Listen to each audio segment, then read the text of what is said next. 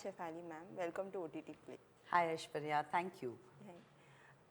And the moment I saw the trailer and I read the synopsis of Jalsa, it actually intrigued me with the premise. Like you have two leading female lead actors, but both are from different demographics. One is hard-hitting journalist and another is a cook. Like, what was your instinct when you got to know, okay, I am also playing a leading character, but it's like poles apart from what Vidya Balan is playing. Like how and what made you zero down to say yes to this project? I didn't have to zero down. I instinctively said yes. Immediately said yes. One, the story. It was very riveting. I thought it was so layered and so nuanced, and it just struck me. And the character would have been more than the fact that they're two different. Obviously, they're very, very different. They come from a different class altogether. Yeah. But it's not that. It's more the story and the kind of complexities a human mind has when put in a situation. And so that really struck me hard. And then, of course, it was Suresh Triveni, and I loved Sulu. And then it was Vidya Balan. And I was so thrilled to know that there was a director who had written a script with me in mind, a role with me in mind. He thought of putting me at par with Vidya. And I was maha thrilled. And like you said, it's not often we see, but you had back-to-back releases having someone at par with you with Human and now Jalsa. So going by that, it's not that we don't need male characters, but they can just be a catalyst in these kind of stories. Otherwise, if we see two female characters, we see there must be someone in the middle or someone coming around and taking around the story. But it's about you, it's revolving around you. You are part of the poster of the film and everything. So do you think that this has kind of changed in the last couple of years? Absolutely. And for me, too, it's changed like 2 years ago. Yeah. And a big part to play is the OTT platforms, where this quintessential heroine is not the only thing required of a story, where you don't just need stars, you need actors, and they're full-fledged characters. In fact, I believe that in an ensemble cast, every character is a hero or heroine at some point of time in their space. True. Like for me, Bhupinder in Delhi Crime is equally important as Vartika is. Yeah. And the same was for Human, the same is for Jalsa. I mean, every character is so important. And yes, it has changed because people are writing roles or stories with women in mind as the hero. So, yes. And you have said that this is the last couple of years you have been the busiest ever in your entire career. So going by that, and it's not that you're playing a character which has a similar traits. It's entirely different. So how do you detach yourself from every character? Because I really want to know, how did you detach yourself from Human especially? Well, Human is, it was very exciting to play Gaurinath. Yeah. Because you don't have a reference point. I've never met anybody like her.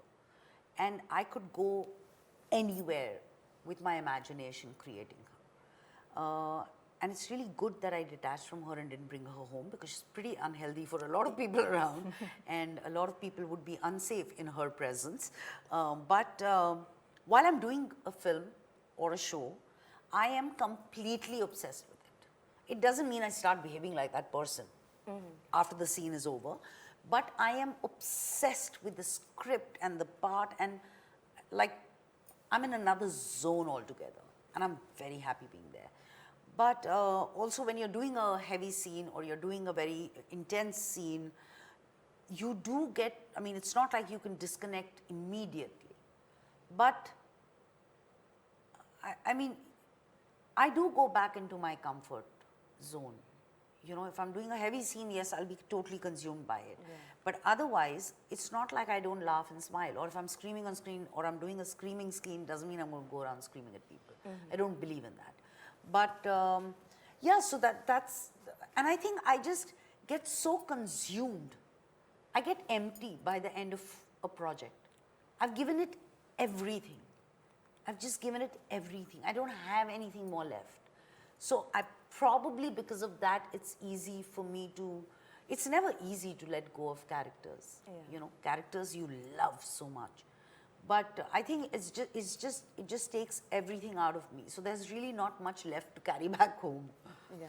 So, like, how do you unwind yourself in that sense? Like, is there any process you have? Like, do you any different kind of thing, or you listen to music or talk to people who are, I mean, not usual people? So when I go, I mean, when a project gets over, like I said, when I'm doing a project, I'm totally, like, everyone knows she's in her own zone. But after it gets over, I love watching films and shows, etc. That is one of the things. But for some days, I just want to lie around, do nothing. You know, like really just lie around. And then obviously meet my parents or whatever. But I just, if I could have it my way, I'd run away immediately after the project. I'd just take off, go off on a holiday. Something you did in Happy Birthday Mummy Ji. Yeah, totally.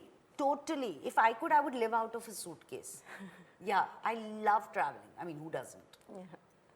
And coming to Jalsa, like you're working with Vidya Balan. How was the whole synergy on the set? Like energy, like were you guys feeding off from each other's energy while filming sequences? Because it has heavy sequences. It's a thriller drama. So obviously most of the scenes are quite intense and it can got heavy, and I think it's most of night shoots also.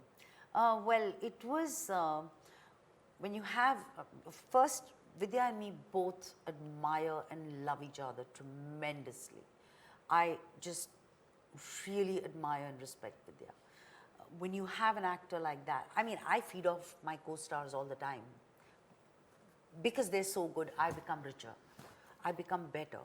And right from the time we've met occasionally at parties or whatever, I think there's been a mutual admiration for each other and respect.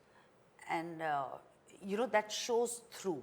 But as Ruxana and Maya, they're not exactly on the same page. Yeah. They are not friends. They are not companions. And in fact, they're the two opposite sides of coin. So there needed to be that divide between both of them. There needed to be that uncomfortable space between both of them. So we could not really, you know,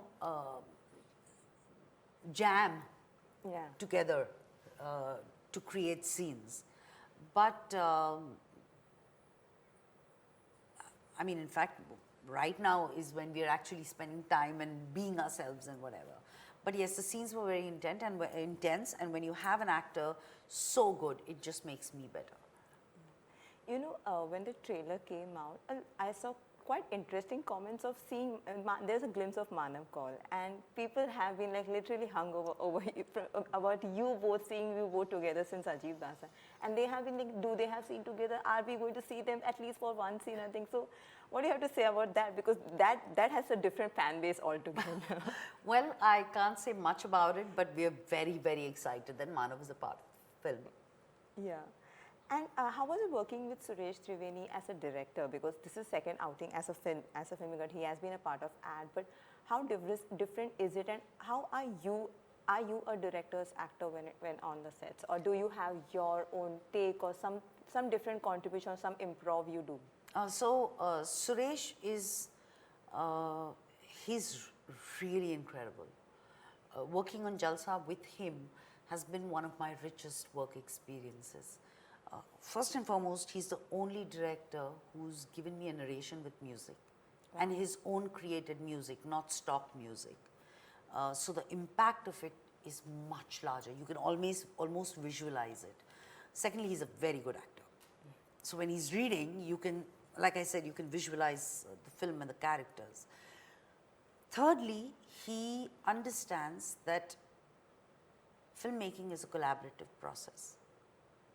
And he's gotten actors or he's gotten a certain crew because they're going to only make the script and the parts richer. He's very, very insightful of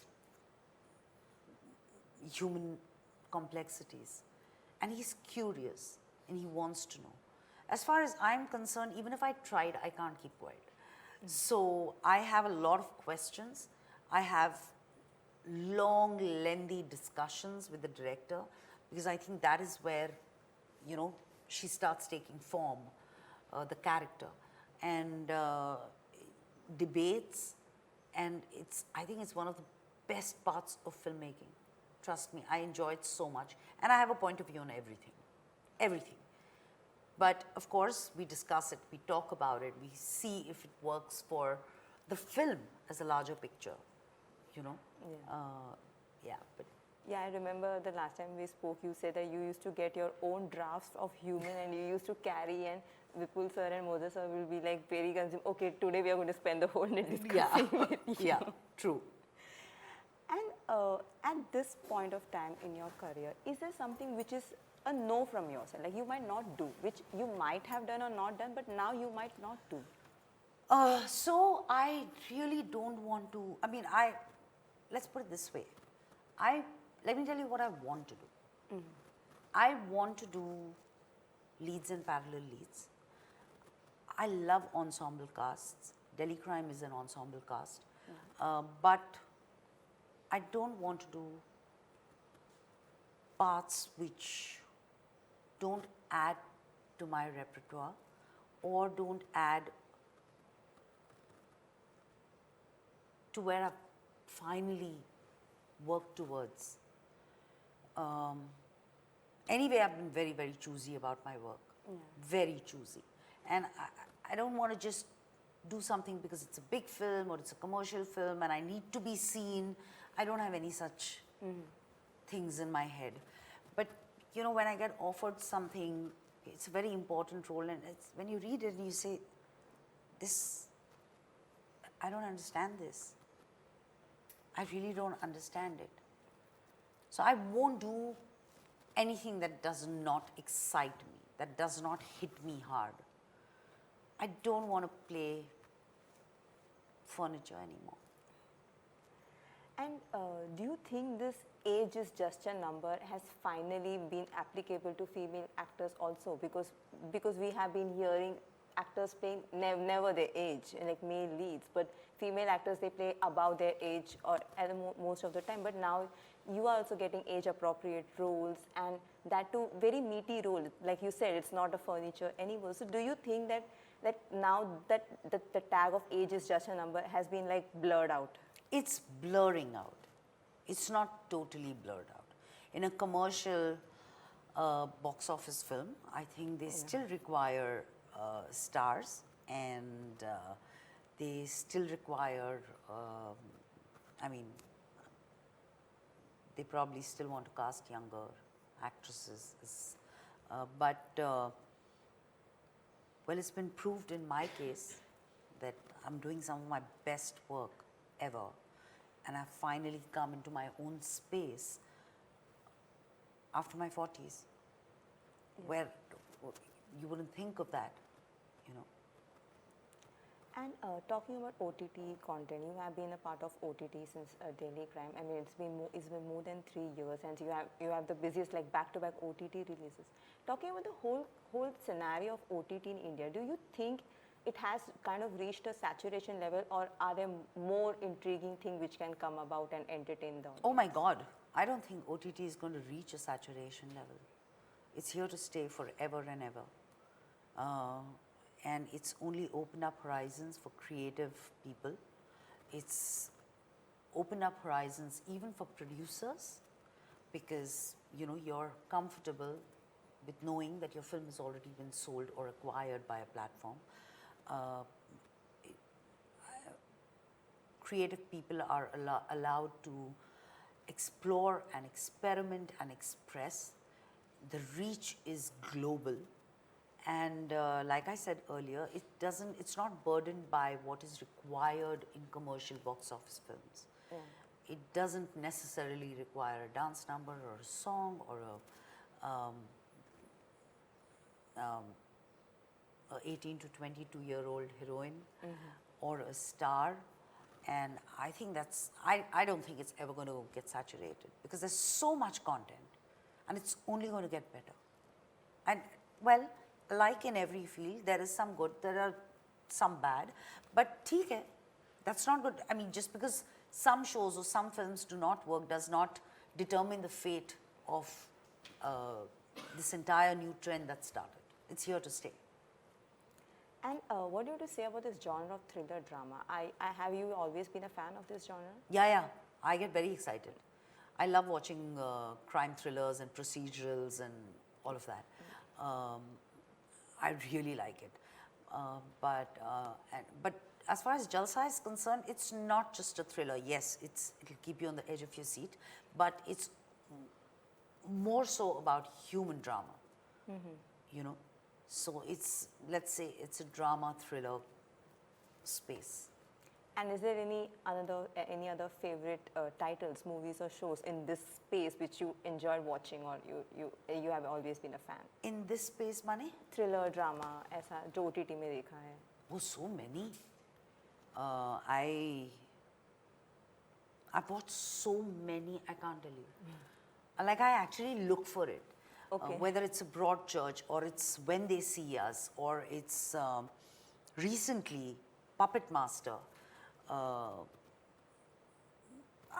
think there's a lot of intrigue and excitement. Like, you know, I want to be left in that space of true detective, line of duty. I mean, there are so many. And I'd like to be like, oh God, I can't stop. I have to watch it ahead, you know. You know, I spoke to Moses Singh recently and he mentioned that season 2 is happening with the same cast. Of course, I mean, we know the fate of both the characters, the lead characters. So, like, how is it? Like, is it in a planning stage or have you discussed or anything like that? If you get to know, please let me know. I asked Vipul also and he said, we're still figuring it out, we'll tell you. So I'm like, batao na, what is happening? So yeah, I'm waiting to hear from both of them actually. Yeah. It was great talking to you, ma'am. Thank you. All the best. Thank you so much. Thank you, Aishwarya.